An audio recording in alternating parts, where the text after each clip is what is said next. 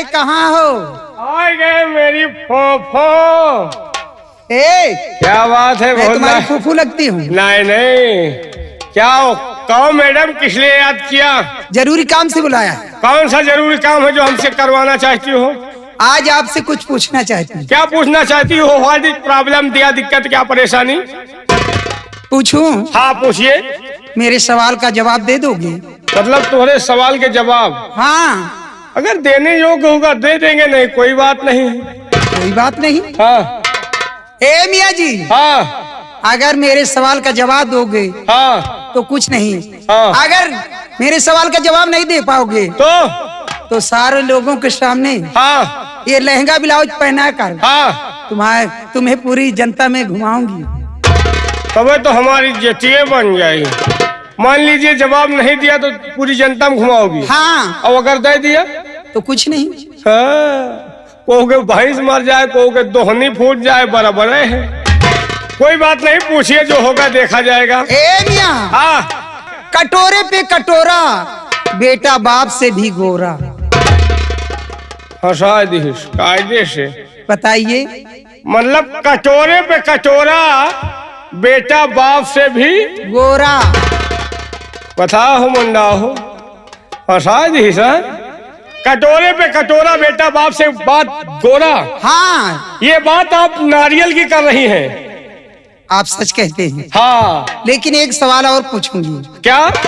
ए मियाँ जी। हाँ। अब ही उम्र मोरी बारी बलमुआ, अब ही उम्र मोरी बारी बलमुआ, तुम निहुरा हम डाई बलमुआ। क्या कहे? अब वही उम्र तोहरी बाली बलमुआ, तुम निहुरा हम डाई बलमुआ। नहीं हमारे रह दियो डावेगा।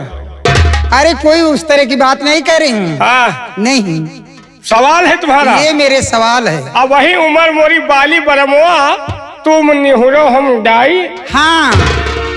वाह, तुम्हारे कहने का मतलब मैं समझ गया। क्या? आप रामायणिक बात कर रही हैं। राम जी और सीता का जब विवाह हुआ था तो राम जी लंबे थे और सीता जी छोटी थी। हाँ। तो जब वरमाला डालने का समय आया तो राम जी लंबे थे और सीता छोटी पड़ रही थी। हाँ। तो सीता जी ने राम जी से कहा था। क्या कहा था? कि अब वही उम्र मोरी बाली बलमुआ और तुम निहुरो हम डाई बलमुआ। ए मियाँ जी। हाँ। लेकिन एक सवाल और है। सवाल आए पूरा खर ही लगाए हो। बोलिए क्या सवाल है? वो कौन सी चीज है हाँ। औरत सबको देती है हाँ। लेकिन अपने आदमी को नहीं देती? यार और महाभारत है। वो कौन सी चीज है जो औरत सबको देती है लेकिन अपने मनसेधु को नहीं देती? नहीं। मतलब जवान में लुटाए जाई, अपने मनसेधु को नहीं। यार भाषा कायदे से। कौन सी चीज है जो औरत सबको देती है, अपने पति को नहीं देती? नहीं। समझ गए? क्या समझ गए? ये है कंधा। मरने के बाद औरत सब कुछ देती है पति को लेकिन कंधा नहीं देती। आप बहुत सच कहते हैं। सही है। हाँ। चलो फिर जुगाड़ लगा। अच्छा कोई गाना सुनाइए। ए मियाँ जी। अरे मैं मोहल्ला बिगाड़ी आई, शादी से पहले मोहल्ला बिगाड़ी आई, शादी से पहले मोहल्ला।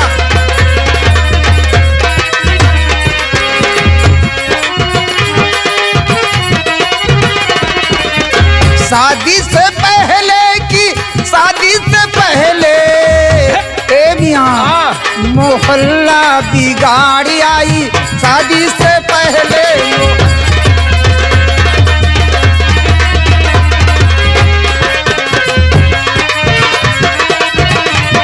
ए मियाँ। एक लड़के ने मुझे प्यार से बुलाया, लौंडा लड़के ने मुझे। लड़का सयान रहा कि छोटुआर रहा कि बुढ़वा रहा कि तुम्हें बराबर है? सयाना था। यानी जोड़ के बिलाई। हाँ। वही खाई बुलावर रहा हो। कहेगा बिलाई बुलाई। एक लड़के ने मुझे प्यार से बुलाया, एक लौंडे ने मुझे प्यार से बुलाया। ए उस्ताद जी। हाँ। मैं गलवा गाल पे मैं निशाना। गलवा कटाई आई शादी से पहले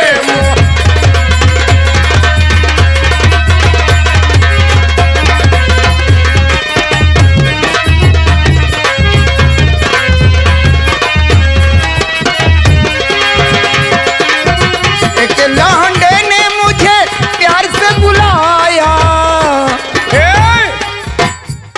तुम या बुक तो बुक महाओं के सामान सजाए के घूम रही हो तो तुमका लौंडा नहीं कहा हवा बोला। अरे बूढ़े से काम नहीं होता। बुढ़े से काम नहीं होता मतलब जौने मोहल्ला में जौने इलाके में लौंडन के ला जाओ तो सीटी मजत है। हाँ। एक लौंडा बोलाइस तो गाल नोचवायो। हाँ। और दूसरा लौंडा बोलवाइस तो क्या किया? एक लौंडे ने मुझे प्यार से बुलाया। एक लौंडे ने मुझे प्यार से बुलाया। ए मियां हाँ मैं जुबना पहुंच रही हो। मैं जुबना दबाई आई शादी से पहले मैं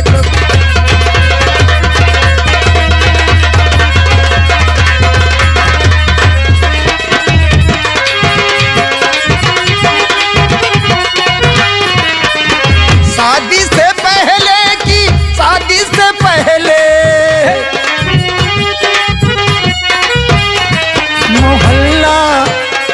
मोहल्ला बिगाड़ी आई शादी से पहले मोहल्ला बिगाड़ी आई।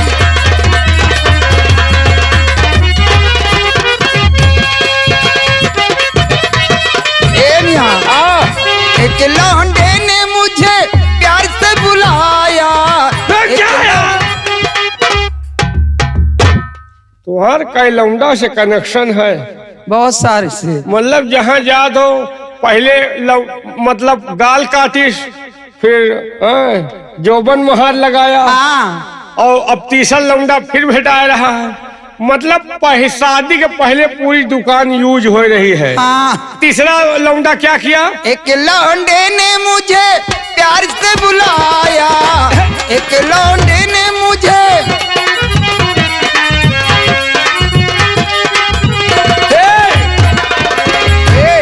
अब की लौंडा जान गई को आए। अब की वाला लौंडा उदय भान सैनी पान भंडार रेवली। एक लौंडे ने मुझे प्यार से बुलाया। हे मियां मैं लहंगा बस मौके पहुंच रहा है। हाय दैयर दैया ये बताओ है रुक मैं लहंगा तो खजूली है खजूली हो। अरे एक्शन है। एक्शन है गाना के हम कहीं खजूर आज है खजूली हो लिंकटर नहीं नहीं उसकी जरूरत। उसने क्या किया? एक लौंडे ने मुझे प्यार से बुलाया। एक लौंडे ने मुझे प्यार से बुलाया। ए मियां हाय देखो हाय धन है भोले बाबा। मैं वही काम करवाए आयो शादी से पहले।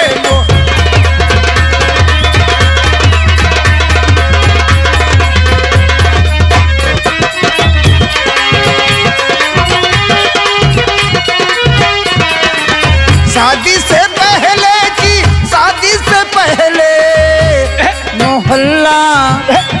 मोहल्ला बिगाड़ी आई। शादी से पहले मोहल्ला बिगाड़ी आई।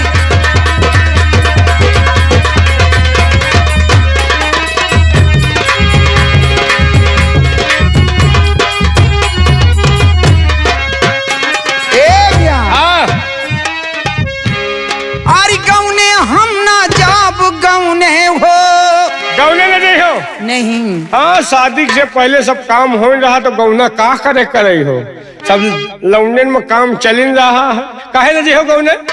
अरे गौने हम ना जाब गौने हो। अरे हो गौने हम ना जाब खाई जहर मर जाबे।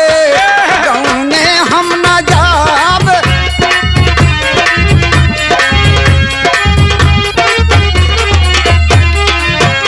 गौने हम ना जाब गौने हो। गौने हम ना जाब खाई जहर मर जाबे।